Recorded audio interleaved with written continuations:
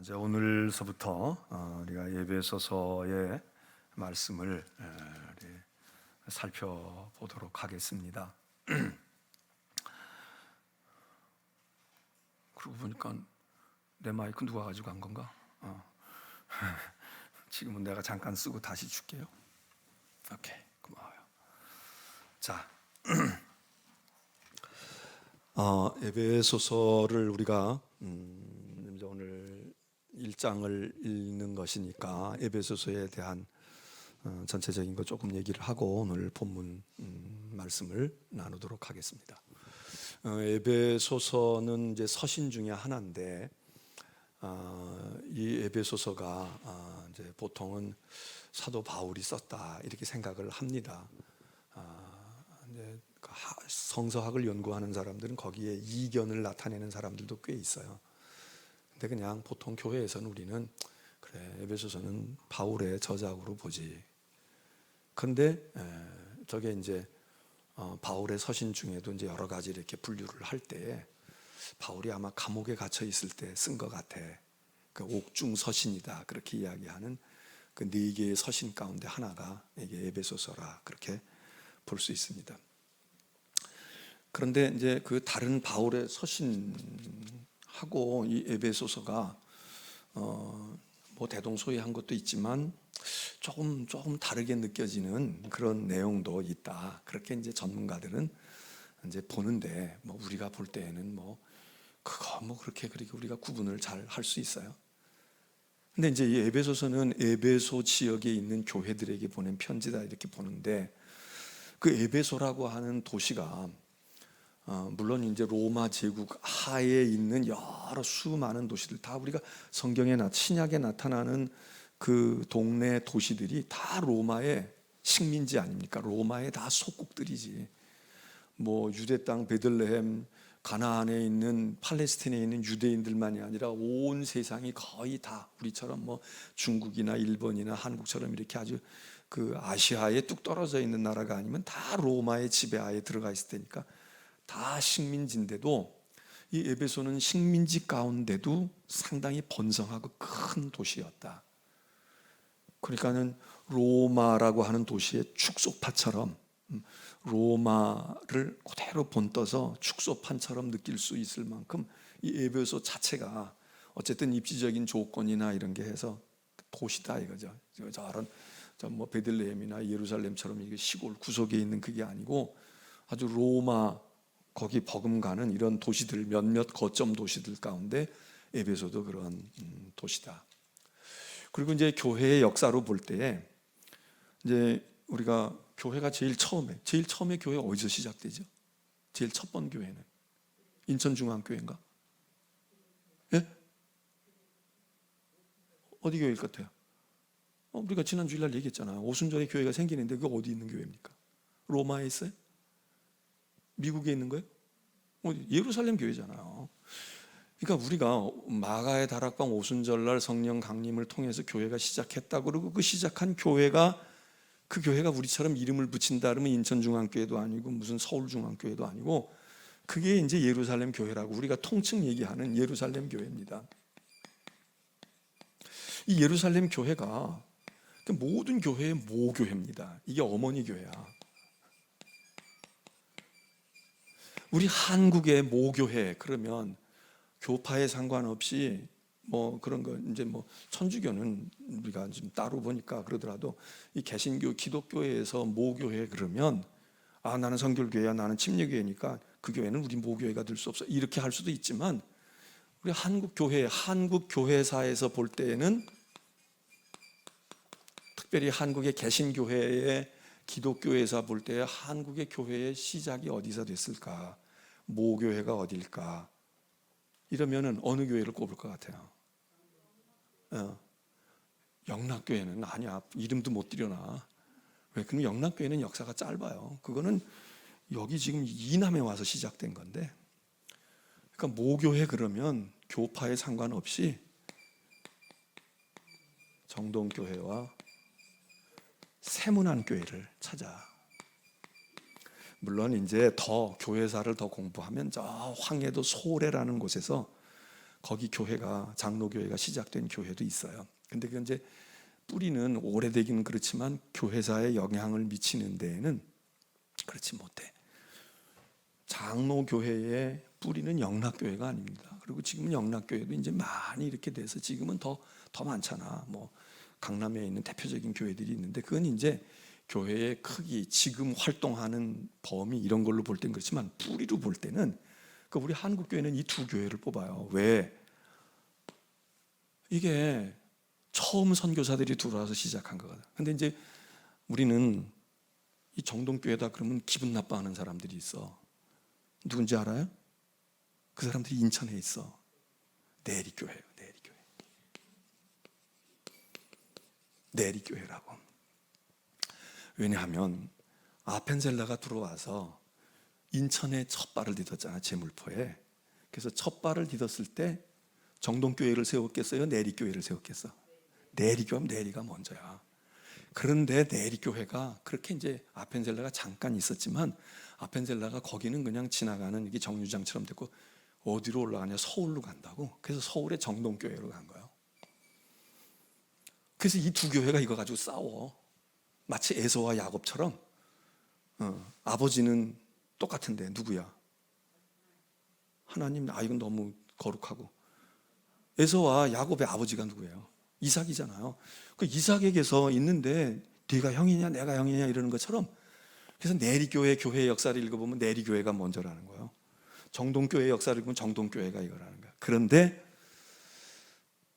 시간적으로는 여기가 먼저일 가능성도 있지만 그러나 그 영향력이나 그런 거를 볼 때 이 정동교회, 아펜젤라가 여기서 오래 있었으니까.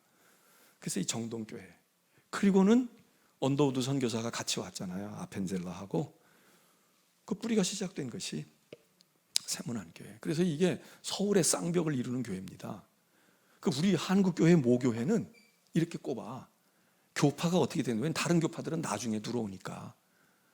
그래서 이렇게 꼽는 것처럼 우리가 교회사를 이야기하게 되면 예루살렘 교회를 이 교회가 뭐 어떻게 됐든 간에 이 교회가 모교회입니다. 그리고는 이제 예루살렘에서부터 우리가 성경에 있는 것처럼 성령이 너희에게 임하시면 너희가 예루살렘과 어디 그 다음에 유대와 사마리아와 땅끝까지 이르러 내 증인이 되리라. 이렇게 복음이 이제 그렇게 퍼져 나갈 걸로 사도행전에 이야기하잖아. 맨 처음엔 예루살렘에서부터 시작이야. 그리고 이게 예루살렘 교회예요. 예루살렘 교회야. 그래서 사도행전 속에서 예루살렘 교회는 지금 카톨릭 신자들에게 있어서 로마 바티칸 교황청이 딱 중심이 되어 있는 것처럼 그런 역할을 하는 교회입니다. 그리고는 이제 여기서 많은 교회들이 생겨요. 사도행전 읽어보게 되면 뭐 교회 교단 간판을 거는 건 아니지만 교회들이 많이 생겨. 그래서 예루살렘 지역에 교회가 있고 그 다음에 예루살렘이 있는 데니까 유대 지방이니까 유대 지역에 이제 예루살렘 교회만 다 모였겠어요. 요즘같이 교통이 편해도 가기 어려운데 그러니까 그냥 가정의 교회들도 있고 이렇게 모여. 그게 이제 예루살렘 지역에 있다가 그 다음에 유다라고 하는 유대 지역의 교회들이 좀 있어요. 그 성경 그대로. 그 다음에 복음이 더 퍼져가지고 사마리아에도 복음이 들어가. 그리고 아프리카 쪽에도 복음이 들어가는 것 같아. 소아시아에도 가는 것 같아. 이러면서 복음이 자꾸 퍼져나가요. 그래서 교회들이 많이 생겨.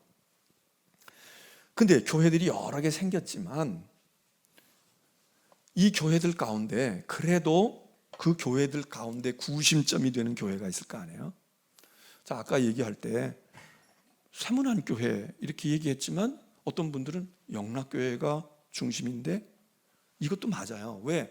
영락교회가 이 월남하고 한경직 목사님이 저 이북분이잖아요. 신우주에서부터 교인들을 데리고 그리고 월남을 하신다고. 그래가지고 서울에 와서 이 낯선 타향에 와서 교회를 개척한 거야. 그래서 그 교회가 아주 크게 부흥을 했어. 아마 정확하게는 모르지만 한 1980년대까지는요. 80년대 뭐 한 90년대까지도 영락교회가 아주 큰 역할을 했지. 그래서 그 추억을 가진 분들은 영락교회 이렇게 얘기할 수 있어요.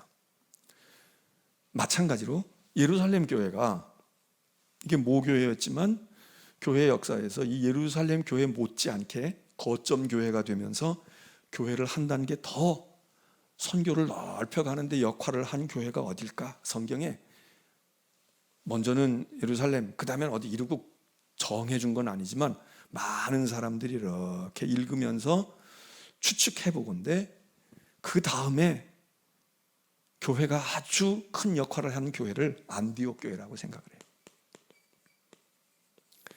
이 안디옥은 두 지명이 똑같은 이름이 있어요. 하나는 수리아 안디옥. 이 수리아 안디옥은 지금으로 말하면 시리아예요. 시리아. 그러니까 이거는 팔레스틴 유대에서 가나안에서 조금 위쪽에 있는 수리아 안디옥이에요. 지금 제가 언급하고 있는 안디옥 교회가 예루살렘 교회 다음으로 중요한 역할을 했다 하는 이 안디옥은 이 안디옥입니다. 그런데 사도행전 읽어보면 또 다른 안디옥이 등장해. 이 안디옥은 비시디아라고 하는 지방에 있는 안디옥이에요. 이거는 소아시아, 저 터키 쪽으로 올라가는데 또 안디옥이라는 곳이 있어. 여기도 중요한 일이 있고 그렇긴 하지만 그 안디옥은 아니야. 이 수리아에 있는 안디옥 교회가 교회에 중요한 역할을 합니다. 이 안디옥 교회가 중요한 이유는 여기서 선교에 대한, 세계 선교에 대한 아주 구체적인 중요한 사건이 나타나요. 왜? 이 안디옥 교회가 선교사를 파송해. 근데 두 사람을 파송하는데 이 사람들이 기가 막힌 사람들이야. 누군지 아시겠어?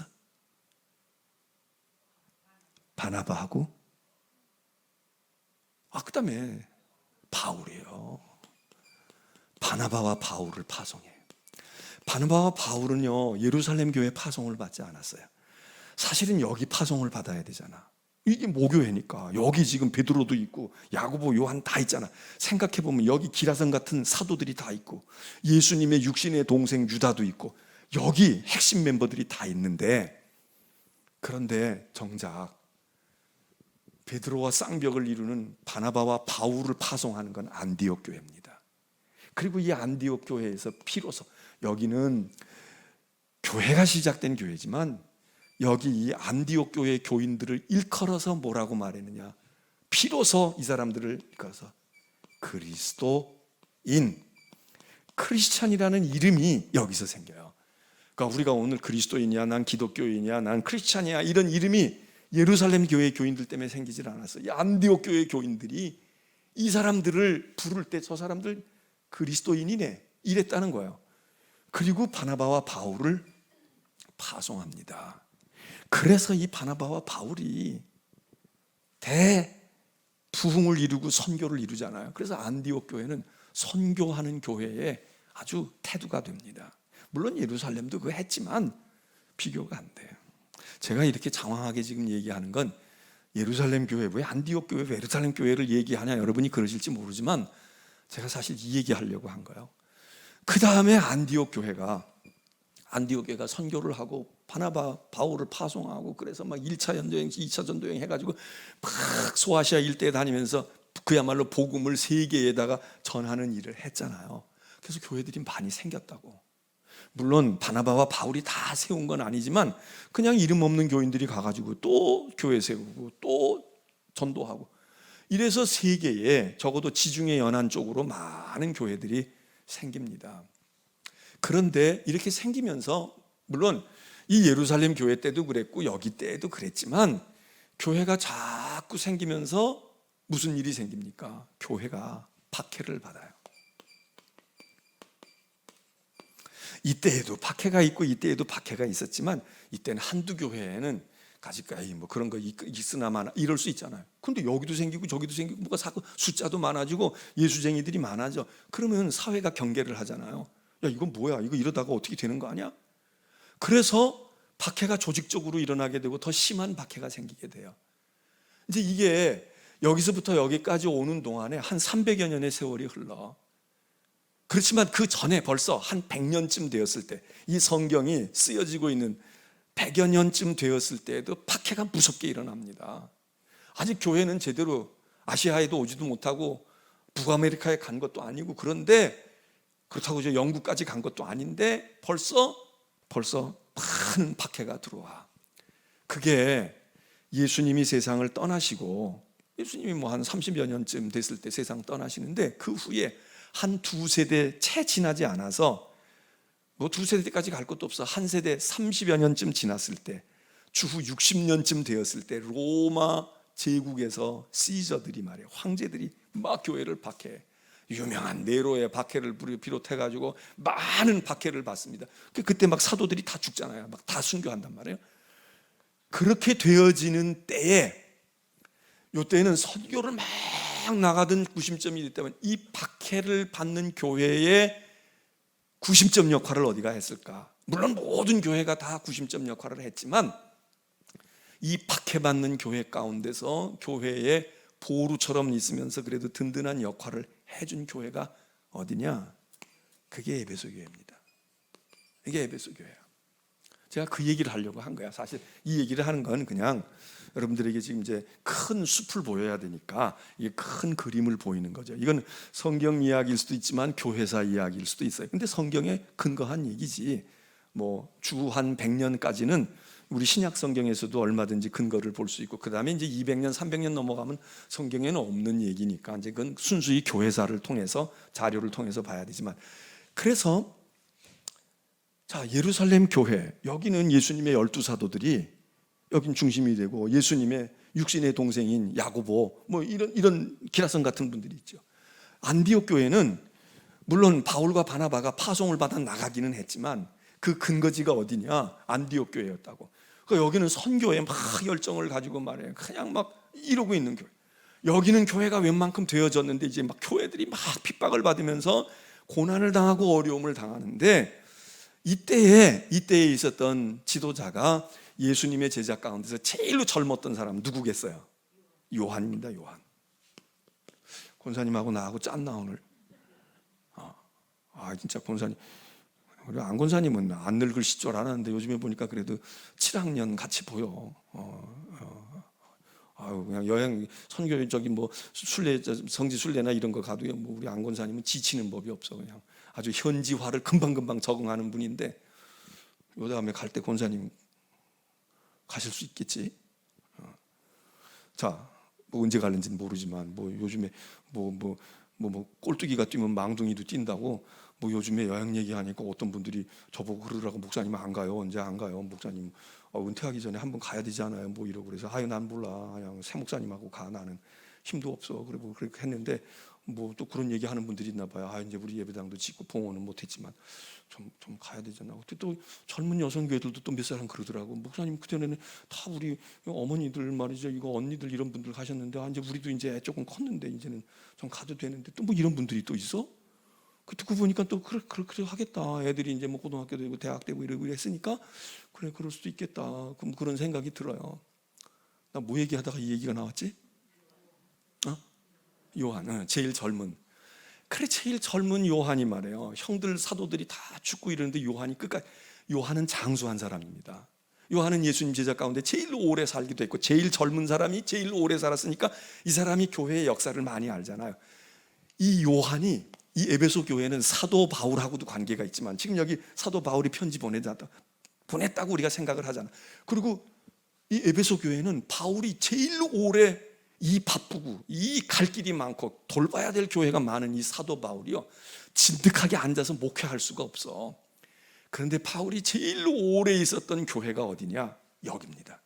에베소에 거의 3년 가까이 있어. 이태 반, 지금 우리로 치면은 25년, 30년 있는 거나 똑같아.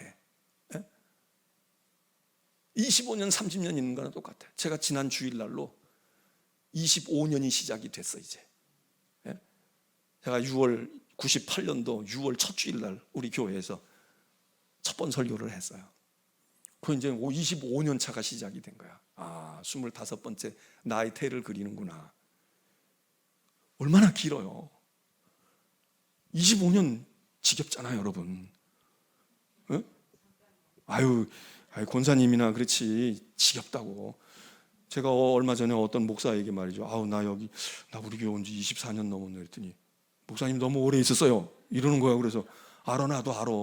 그 나보고 어쩌라고. 그래서 여러분 25년 길지만 바울에게는요 2년 반이 있었던 게 25년 있는 거나 같아. 바울은 이루고 있을 사람이 아니야. 근데 이분이 에베소 교회에 이태 반을 있었어. 이태 반. 그러니까 바울이 이태 반 있었으니까 교회가 많이 부흥했겠지. 또 부흥해서 있을 수도 있고, 어쨌든 바울하고 관계가 깊어요. 근데 바울하고만 관계가 깊지가 않아. 이 교회가 고린도 교회 못지않게 큰 교회입니다. 교인도 많고 도시도 크고, 그리고서는 바울과 더불어 이 교회를 치리했던, 이끌어갔던 유명한 분이 바로 요한입니다. 요한. 사도 요한이 에베소 교회에서 교회를 목회했어. 그러니까 여기 담임 목사 순서로 따지면 바울도 있고 요한도 있고 이랬겠지.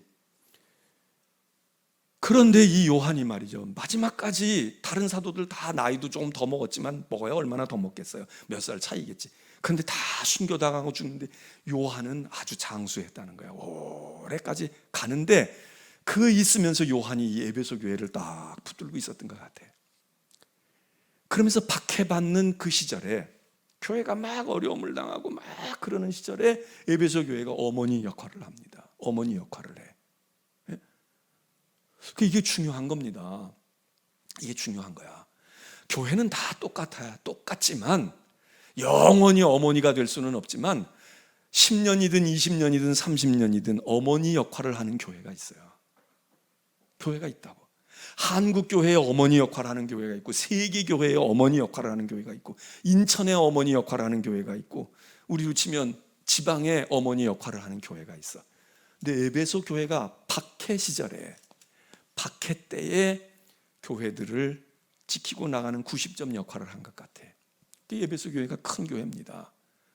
그리고 사도 요한이 밤모섬에 유배되잖아요.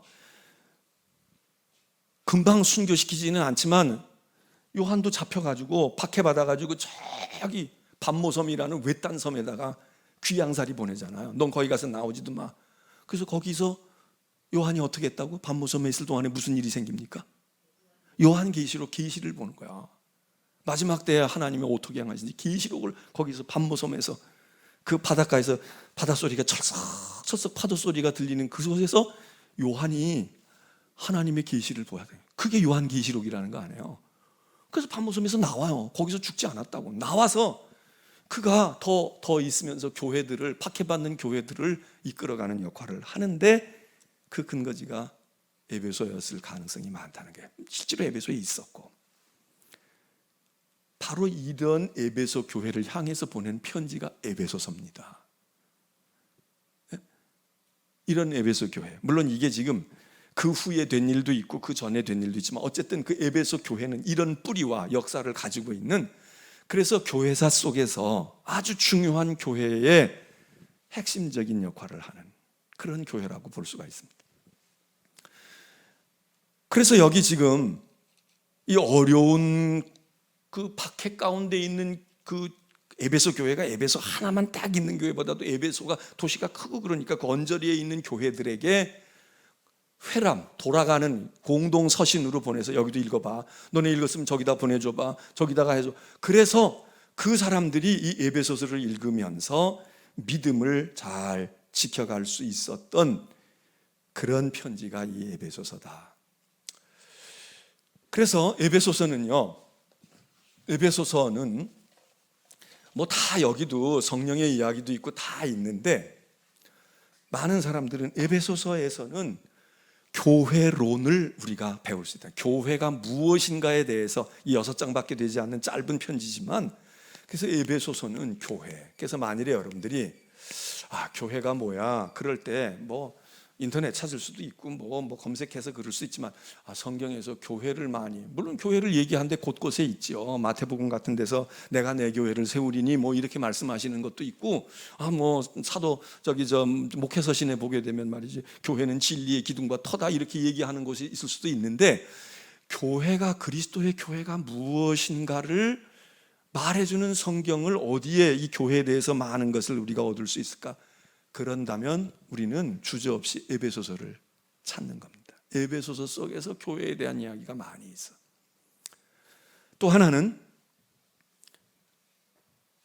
여기 장로교에서 신앙생활 하시다 오신 분들도 계시고 하는데, 장로교의 교리 가운데 아주 중요한 예정론이라고 하는 이 예정에 대한 신앙이 에베소서에서 많이, 오늘 우리가 읽은 14절 가운데도 벌써 예정이라는 말이 한 3번쯤 나오는 것 같아요.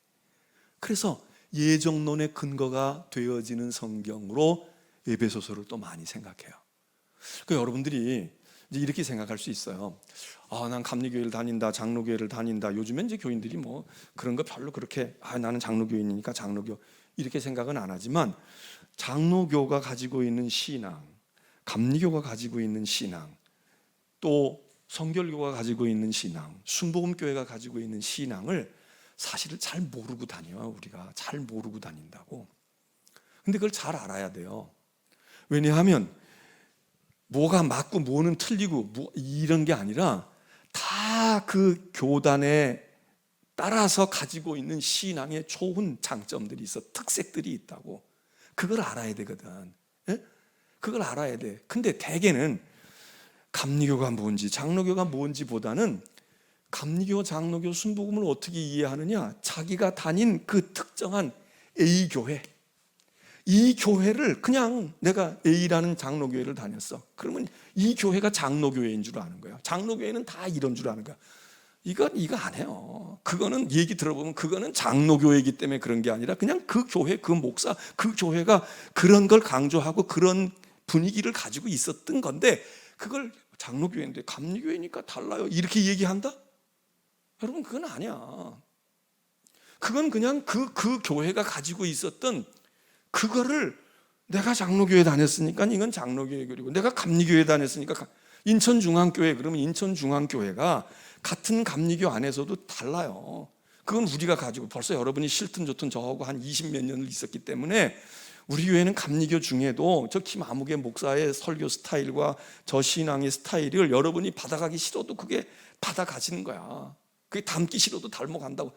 근데 그거는 그중에 이제 감리교적인 게 있지만 그게 감리교 다가 아니에요. 그거는 그냥 인천중앙교회가 지금 가지고 있는 우리의 분위기야. 우리가 중요하게 여기는 거야. 이걸 잘 구분해야 돼요. 대부분은 감리교 다녔다, 장로교 다녔다 그러지만 장로교가 뭔지 잘 몰라요. 감리교가 무엇을 중요시 여기고 감리교의 신앙은 어떤 게 특색이 있는 걸 잘 몰라. 그냥 다 거기야. 거기서. 그런데 그거를 굉장히 중요한 거로 생각하고 고집하는 분들이 있어. 그건 감리교가 아니고 그건 장로교가 아니라니까. 그건 장로교적인 게 아니에요. 근데 장로교적인 것 가운데 하나가 뭐냐? 이게 예정이라는 거거든. 예정되었어. 이게 좀 복잡한 겁니다. 예정되었다. 예정론도 여러 가지가 있어요.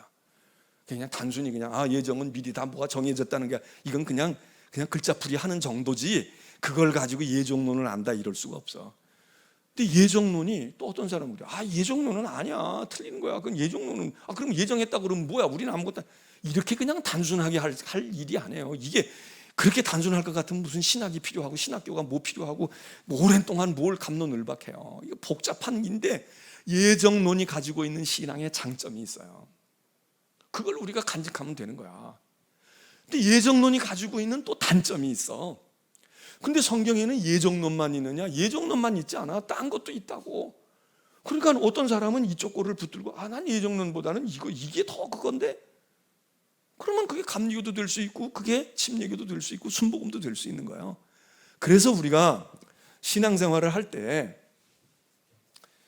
내가 가지고 있는 신앙이 무엇인가를 잘 정립해야 할 뿐만 아니라, 정말 내가 가지고 있는 신앙이 이게 성경적인 건지, 이게 교단적인 것인지, 이게 개신교적인 것인지, 이거를 알면서, 그러면서 상대방도 존중해주고, 그게 틀리다 맞다 저건 이단이야, 그건 이단일 경우에만 그렇게 해야지, 그게 아니고 조금씩 달라. 그 다름을 인정해주고, 그게 그럴 수도 있어. 뭐 그것도 좋은데 나는 그게 내 취향에 잘 안 맞아. 나는 그게 냉면 한 그릇을 먹어도 식초를 넣는 사람도 있고 겨자를 넣는 사람도 있고 넣어도 많이 넣는 사람이 있고 물로 먹는 사람도 있고 비벼 먹는 사람도 있고 잘라 먹는 사람도 있고 안 잘라 먹는 사람도 있잖아. 저도 얼마 전에 가서 냉면을 먹는데 그분이 그러더라고요. 목사님 잘라야죠. 한 번만 잘라주세요. 어떤 사람은 2번 자르라는 사람도 있고, 자르면 안 돼. 냉면을 왜 잘라 먹느냐고 그러잖아. 여기도 냉면 안 잘라 먹는 분 있잖아. 그럼 안 잘라 먹는 분은 냉면을 제대로 먹는 거고, 잘라 먹는 사람은 죄 짓고 지옥 가야 돼? 아니요. 그럴 필요 없어. 내가 그냥 나는 그냥 한 번에 그냥 해가지고 그냥 한 번에 다 먹고 배부른 게 낫지. 어떤 사람 그게 먹는 거냐? 그거는 처먹는 거지. 그러니까 음미하면서 먹어요. 그러면 그렇잖아요. 예? 그리고 냉면만 먹어야 구원받아? 온면 먹어도 구원받고 비벼 먹어도 구원받는 거지. 근데 우리가 이걸 가지고요 막 그러면 안 돼. 그러니까 여기 에베소서에서는요 예정론을 지금 말해. 그래서 예정론의 신앙의 장점을 가진 분들은 에베소서를 읽으면서 확신을 가져. 그렇지, 그래, 맞아. 내가 한 게 아니야. 하나님의 은혜로 된 거지. 예정론의 장점은 그거예요. 하나님께 모든 걸 돌려. 그런데 하나님께 돌리는데 나쁜 걸 돌릴 때 예정론을 쓰면 안 돼. 예를 들면 내가 이렇게 한 건 말이야. 나는 한만 해도 소용없어. 하나님이 다 정해놨는데 내가 그렇게 전도했는데도 그 사람 교회 안 오잖아. 하나님이 지옥에 보내기로 작정. 이럴 때 예정론을 쓰면 안 돼요. 어떨 때 예정론을 써야 돼? 내가 죽으라고 뼈심 들여서 헌신하고 예배당 짓고 내가 충성하고 그랬어. 이게 내 힘으로 한 게 아니로구나. 하나님이 태중에서 나를 택하셨구나. 하나님이 나를 그렇게 예정해 놓으셨어. 하나님이 쓰시기로 이럴 때 예정론을 쓰는 거지. 이럴 때 예정론을 써야 되잖아요. 핑계 댈 때 예정론을 쓰면 돼? 그러면 그거는 거꾸로 가는 거야. 그 예정론의 신앙을 우리가 어느 때 가져야 될까? 하나님 모든 게 하나님의 은혜야. 내가 이렇게 사도가 된 것도 내가 사도가 된 게 아니야. 내 태중에 있을 때 태중에 있을 때 사도 바울이 무슨 예수 예자도 몰랐잖아. 핍박하던 사람이잖아요. 근데 사도 바울이 나중에 깨달으니까 보니까 내가 그때 교회 핍박했지만 벌써 하나님은 나를 어머니 뱃속에서 나를 예정해 놓으셨다고. 이럴 때 예정을 쓰는 거란 말이에요. 근데 우리는 반대로 쓰거든. 뭐가 잘못되고 어렵고 이럴 때 하나님이 예정해가지고 내가 암만 해도 안 된다고 이럴 때 써먹고, 뭐가 좀 돼가지고 내가 뭐 했을 때는 지가 해가지고 자기가 해서 된 것처럼 내가 헌신하고 내가 눈물로 기도하고 이게 아니지.